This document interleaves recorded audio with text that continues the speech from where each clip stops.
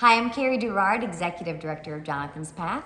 I'm Talia Weiscarver, the DCS Foster Parent Recruitment Manager with Harmony. I'm Taylor Durard, Carrie Durard's son. And the reason that Taylor has joined us today is because Taylor came to us out of foster care and we adopted him at the age of 18. So today we're talking about why adopting teenagers in the state of Tennessee right now, not adopting, fostering and adopting teenagers in foster care is so important right now. Talia, can you give us just the lay of the land about what's going on and why teens in general? All across the state, and it's always been a thing. I think people see teenagers and think, ooh, that's scary. Mm-hmm. Yes. Like they already know things. They already have experienced life. They already are set in their ways, is what I've heard a lot. And so I think people are a little scared to foster teenagers. And like I was telling you all before the video, teenagers are my favorite population to work by with. far. Yeah, absolutely. By far. And why is that? Like, I know I have my reasons, but why is it? For me, teenagers, I mean, they understand things. They can help you.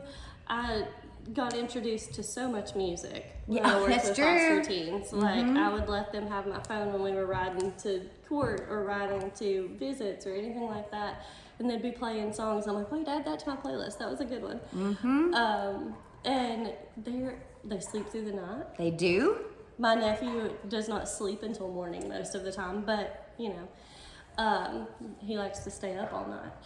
All teenagers. Yeah, but you're not changing dirty diapers. No. You're not having to feed them. They're pretty self-sufficient. Not only that, but I love the fact that you can actually have a conversation with them. Yes. And they're still teenagers, so teenage years are never going to be easy. So let's make sure we understand. Yeah. Teenagers in general that are not in foster care are difficult and fun.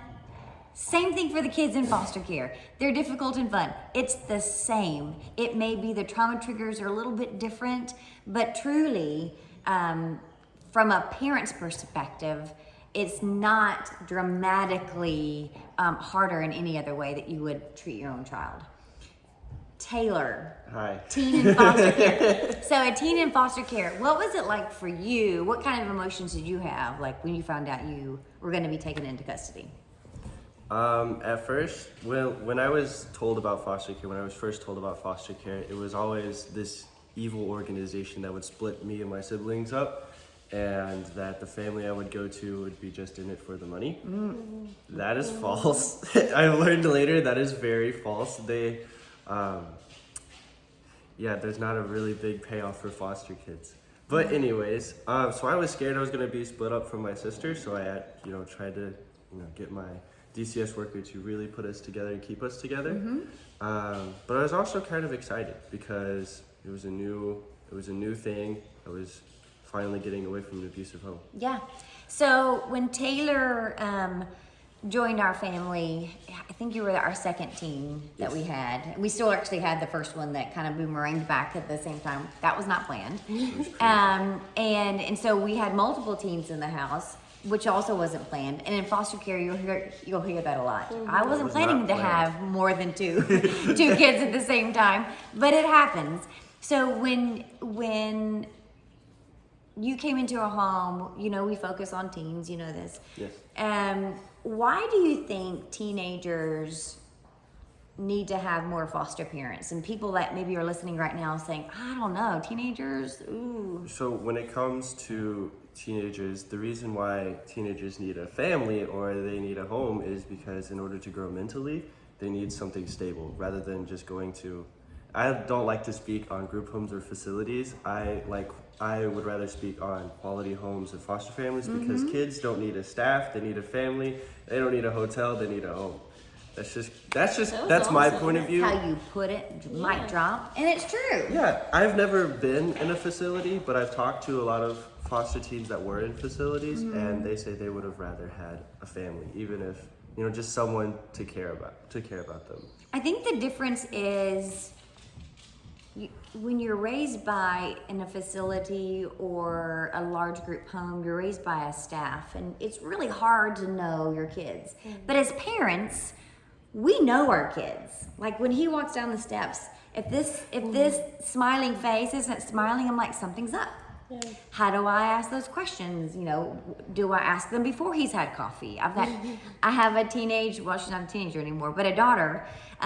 No one speaks to her before she's had coffee. Like, you know this as a family unit. You know how to kind of work with each other. So what is another reason that you would want people to say, give teens a chance?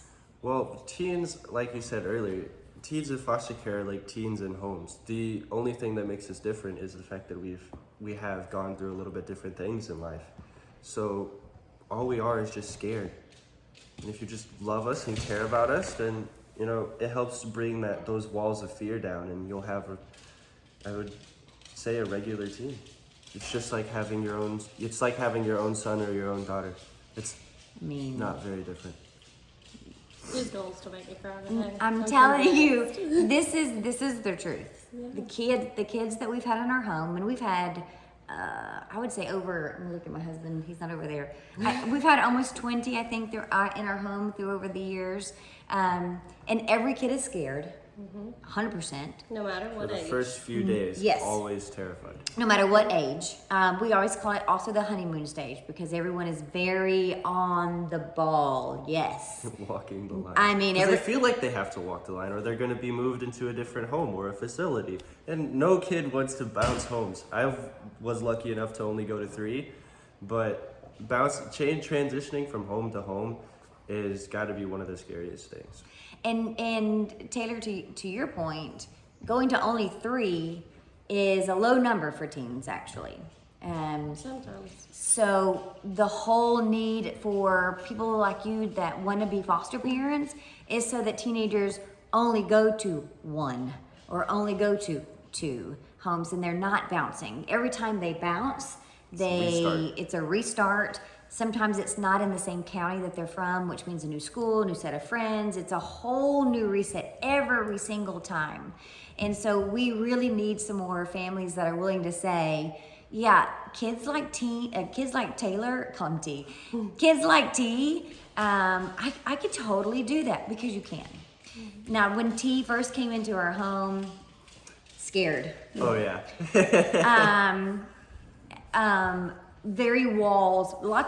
Lots of protection, lots of, yes, I like all of those things. But then as we start, and he didn't like half of those things. I love working out in the yard. No. What was another one that you said? Oh, I love sports. I love sports. No. And so it was a while before we figured so out, because we would take him to sporting events. We're like, why isn't he having fun? Well, he wasn't having fun because he was being agreeable. Because he wanted you to like him. He wanted me to like him. And I think that's the point that we learned is the kids that come into the home, they just want to be liked and loved first and foremost. Bad. And so we then learned very quickly, well, let's show them how we like them and love them by cooking their favorite meal as the first meal, by calling them before they come into our home, so that we're giving that effort and trying to calm those waters and calm those fears a little bit before they even show up. Yeah. So, Taylor, we've asked you this before, but I'm going to ask you to repeat it again because it is worth repeating. Why your words, why teenagers are more important to consider fostering based on what? Oh, okay. So teens over babies. But the reason I say that is because, a lot of parents want to see, or a lot of, parents in general, they love when they see the baby walk for the first time. They love when the baby says their first words. But generally, I don't know when I took my first steps. I don't know where I was. I don't know what my first words were. But I will always remember what it was like to be loved by a family for the first time. Or it gets me every crying, trying to figure out algebra. Oh, that's also a thing. I will always remember that. That is a very real memory. I remember crying over algebra too, because it was also I remember when Mom came in there. She was like, "It's okay. What is it? Oh my God!" It was so funny. That is not my thing. But to Taylor's point, I remember one phone call he made. He was at school. No, it was the day before school. He called and said, "Mom, would you come have lunch with me?" And I was like, "You were at high school?" And I said, "Sure." Yeah, never been invited to come to school for lunch. So I'm down.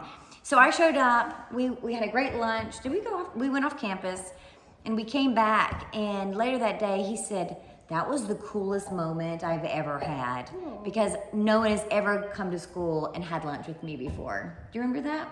Was that me or was that Caleb? No, that was you. I was That was like, at I don't CPA. So the memory was mine, and apparently not important to him. But the point is, I remember that day because I was like, he invited me to do something that I had never done before either. And so it was a great moment, even though he doesn't remember it now, because it's been a few years.